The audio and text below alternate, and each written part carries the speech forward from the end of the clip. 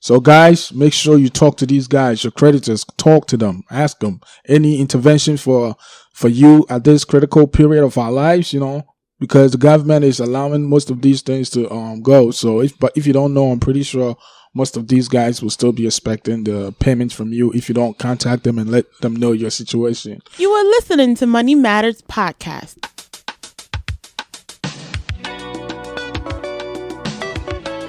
Step into a world full of worth and financial intelligence. Dedicated to bringing awareness, empowering the world to financial freedom and personal development. Once again, welcome to the Money Matters Podcast. I go by the name Clever Pinero. I'm in the studio with the professional investor Alex.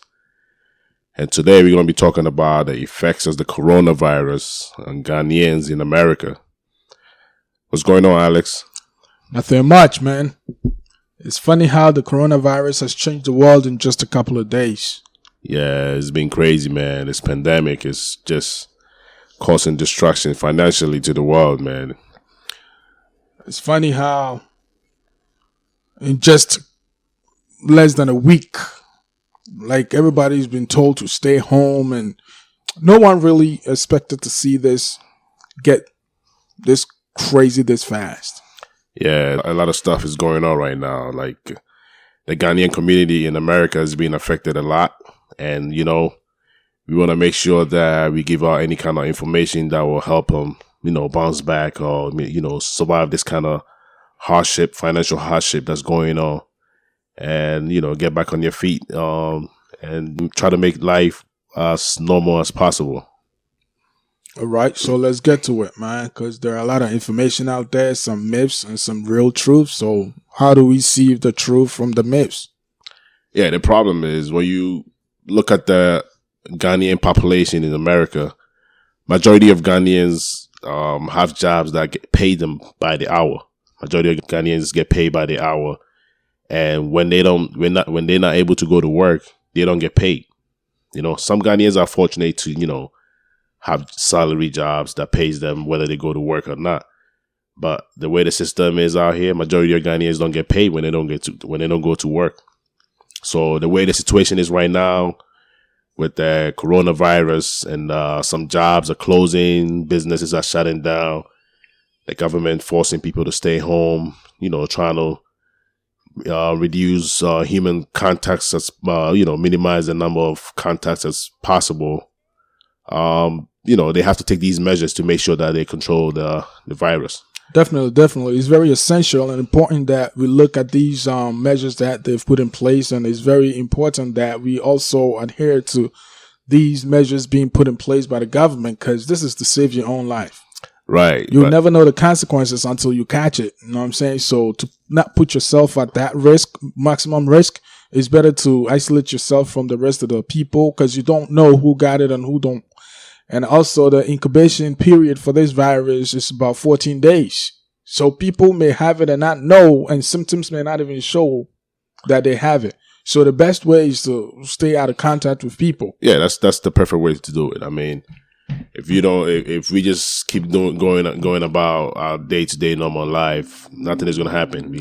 Exactly. And I'm pretty sure people are actually taking these precautions before the government even came up with this measure not to stay home, because I think I took a ride downtown, I think on Wednesday night to 42nd Street, right, and the place was real dead.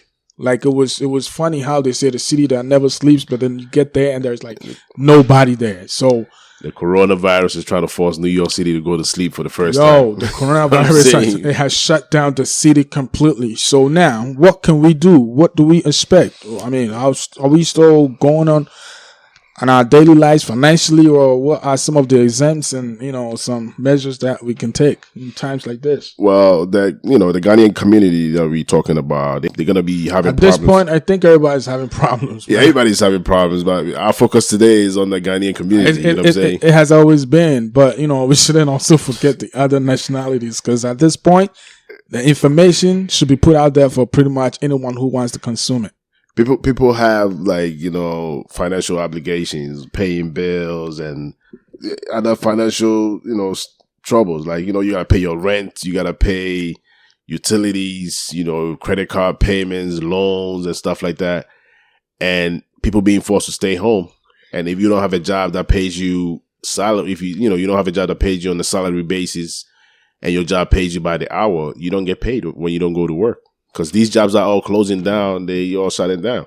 Yeah. So how are people going to meet their financial obligations? How are people going to be able to handle all these, you know, bills that they have to pay every month if there's no money coming in? Yeah. So I think I saw one of those WhatsApp messages circulating around saying that a note to Ghanaians back home from Ghanaians in the diaspora. Right. They're pretty much just saying that we've been told to stay home. Probably it's going to take a month, maybe 6 months. So they should, since we've been sending them money all this while, they should also consider sending us a little money to take care of our financial needs at this point, in this critical moment of our lives. So those back home, if you're listening, man, there's a time for you to look out for us too, since we've been doing it all this while. Well, you know, sending money back home is also part of the financial obligation. So it's part of the bills. So you got. So I guess it's time. It's time to reap from the investments that we've been making all this while. The roles have switched now. It's never worked like that. So I don't think it's just gonna change all of a sudden. It will take time. You never know, my brother. So, you know, some people also have a complete loss of income. You know, people just have nothing coming in. They're just home. They have no idea when they're going back to work. So what can somebody like that do? So somebody that has a complete loss of income, what you want to do is look into some of the government programs to find out what the government have out there to, like, you know, like people that lost their jobs, like unemployment programs to help. You know, the government subsidies and stuff like that out there. You got to look into it because you just can't be home and, you know, not pay your bills that you need to pay. Also, you want to be able to call your utility companies. Do you know if these facilities are going to be open? Government offices like the unemployment office and stuff like that? Or I'm pretty sure most of these offices are going to be closed, but I'm sure the government, they're going to come up with some measures to, you know, help some of these people because it's not just the Ghanaian community. It's a lot of people being affected by this. There's a huge percent of the population is being affected by this. So there's going to be other ways. They may not be in the offices, but remember, most of the government agencies or government institutions are being forced to work from home. So their offices may not be open, but they're working from home. And I also heard the announcement by the New York Governor Cuomo that mortgages and rents have been suspended for the next 90 days. Can you throw a little bit more light on that? Yeah, mortgages is being suspended for the next 90 days. That means no one should pay their mortgage, or I mean, how does that work? Any what conditions, any restrictions? The next 3 months, your mortgage, the 3 months mortgages that are going to be suspended are just going to be pushed to the back end. You know what I'm saying? So you're still gonna pay for it, but it's just that you're gonna be skipping these 3 payments. So do you know if the interest on that 3 payments are going to be also suspended, or? Yeah, the interests are gonna be suspended, but it's gonna be just a period where you're not gonna incur no interest on your mortgage. So everything is gonna be pushed back to the back end. I'm pretty sure that the interest that we do pay on these mortgages could be broken down into how much each person pays a day on paying interest daily. Right. So for the next 90 days that the mortgage has been suspended, are we still going to be accruing these interest, or? I mean, based on what they're saying, we're not going to be accruing no interest on the 3 months. All right. That we don't have to pay no mortgages, and also if you don't pay mortgage and you just rent, you want to be able to make sure that you find time to talk to your lender and let them know your situation, you know? So let them know what's going on with you, and if there's going to be any delayed payments, or if there's going to be any, extended period of time where you're not going to be able to make payments, you got to let them know too. So I'm pretty sure then at this time and at this point, everything boils down to communicating. Whatever you think you cannot meet, any expense, any bill that you think you can't meet on the deadline, you have to let your those you all you know. You gotta let the people know, because even when you call some of the credit card companies and some of the banks, they're willing to like waive stuff like ATM fees, late fees, overdrafts and stuff like that. They're willing to waive that off for you, so you'll be able to get some kind of free room to, like, make your normal payments on time. All right. So guys, make sure you talk to these guys, your creditors. Talk to them, ask them any intervention for you at this critical period of our lives, because the government is allowing most of these things to go. So if you don't know, I'm pretty sure most of these guys will still be expecting the payments from you if you don't contact them and let them know your situation.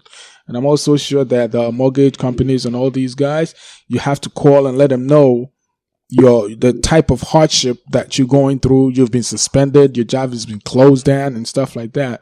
Because if you don't go to work and make money, and we all know the reason why we are not going to be able to go to work and make money. So if you don't let them know, I'm pretty sure they're still going to be there expecting you to make your payment on time and everything. So talk to your creditors, let them know what's going on. And I'm pretty sure they will also understand and give you that breathing room that we all need at this point. Yeah, because you want to call your creditors or your banks. You want to call them early and come up with a plan. You don't want to wait till your deadlines are all passed, and that's when you're gonna call them and try to give them stories. You don't want a situation where it's something that you could potentially avoid your credit score. So you want to make sure that you talk to these people, let them know ahead of time, and come out with a plan, because everybody knows what's going on. So they're going to try to work with you. They're going to try to work with you and try to, help you so you can get back on your feet. Like, people that are renting, you call your landlord and you let them know you don't have the money now. You're not working. I'm pretty sure your landlord is going to try to understand you, because even in New York State, they passed a law that no landlord could take their tenants to court for not making payments. It doesn't mean that you're not going to make that payment. It means talk to your landlord and try to come up with a better deal, or try to, let your landlord understand your situations. That way you guys could work together, because your landlord still have mortgages to pay. You know what I'm saying? That your landlord has a mortgage to pay. So you can't assume that the fact that you're not making payments, your landlord is not making payments. They still need the money to pay mortgages. So you want to, your landlord is a human being. He understands. He lives in America. He knows what's going on. Talk to them, and they will try to work with you. That's all you got to do. And also, you want to be able to be careful and watch out for potential scammers. It's going to be a lot of people calling, trying to pretend to be working for the government agencies or some of these financial institutions.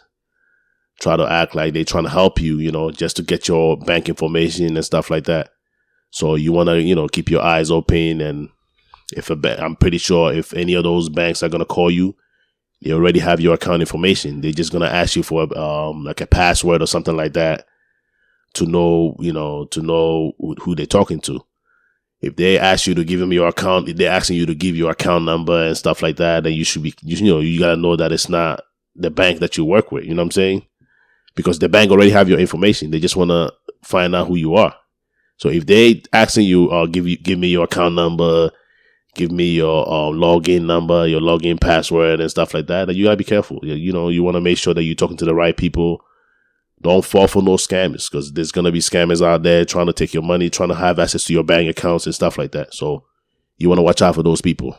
Yep. And there are also some people pretending to be healthcare workers at this point, knocking on doors, talking about they're giving injections and vaccinations for the coronavirus. There is no such thing like that.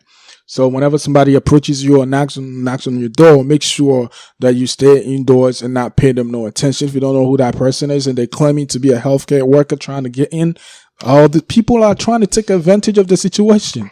I know there are some musicians back home in Ghana who've already made songs and stuff about the coronavirus and stuff like that. Everybody's trying to cash in, and people are trying to take advantage of of those with the least information. Because if you don't know what's going on, people will imitate and pretend to be who they're not, to come into your house, try to rob you, and try to get your bank information, your social and stuff like that, to, do damage to your credit and stuff like that. So make sure that you kind of arm yourself with every little bit of information out there right now, so you know exactly who to let in and who not to.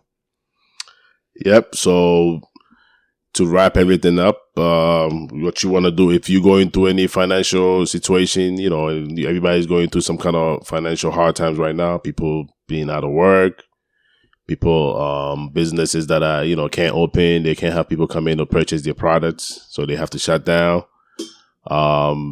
People not being able to pay their rent, their mortgages, utility bills and all that stuff. All you want to do is call your companies, explain your situation to them, let them know how much you could probably pay a month or when you could make payments potentially, and try to communicate with them, and they will work with you. They'll work with you. Don't stay home and be scared to pick up the phone and call them. They will work with you. Take your time, call them, explain your situation to them. Everybody's going through this situation. You're not the only person. You're not alone. You're not by yourself. Take the time and make that phone call and put yourself in a better situation so you don't mess up your credit report or your credit score and all that stuff. You want to keep a good relationship with your lenders, your creditors, and all that stuff. And also, this is the time that most people will be forced to use your credit cards a lot. Because if you're not making no money, you have credit cards, you might use it. So make sure you only use the credit card when you truly need it, when there's a need for it, not a want, when there's a need for it.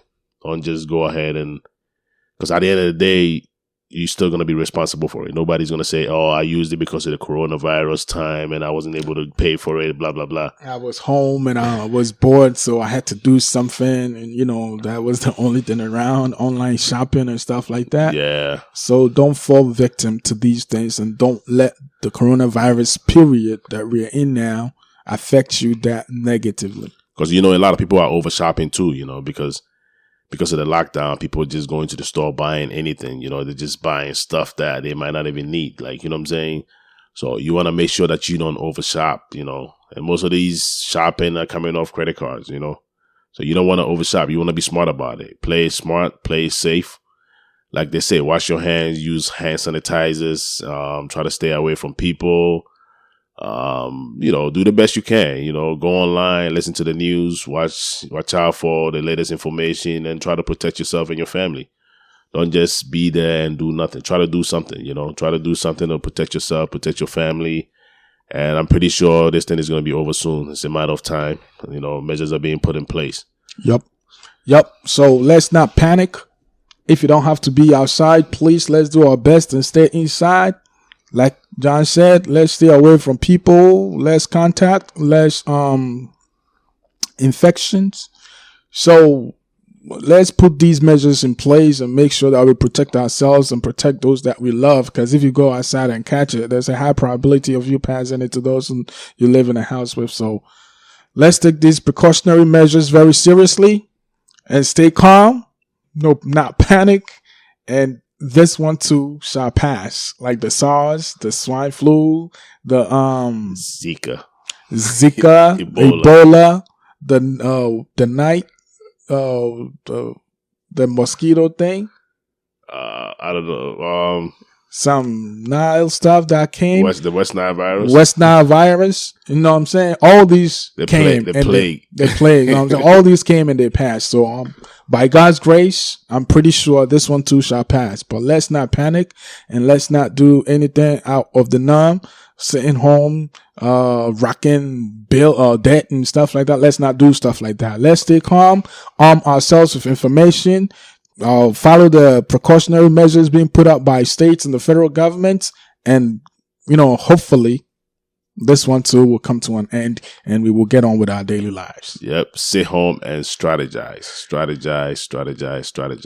because you never get free time like this in America to be home. People just going back and forth. Nobody knows their neighbor in America, so this is the time that you're going to be home. Sit home, strategize and try to find a way. If people that are losing money in the stock market, hold on tight. hold on tight, hold on tight. I'm pretty sure things will get better. You know, this is the opportunity to buy more shit, you know, buy more stocks and hopefully make some money in the future. So that's all for today, folks. Thank you guys for listening. This is the Money Matters podcast. You know, we always try to give out all the information, the basic financial information that we could give you guys, so you guys will be aware of what's going on and try to help you guys get yourself in the best financial situation possible. Thanks for listening. That's all for today. Until we meet again next time, never stop learning. Thank you for listening. Subscribe to our channel. Email us at themoneymatterspodcast@gmail.com.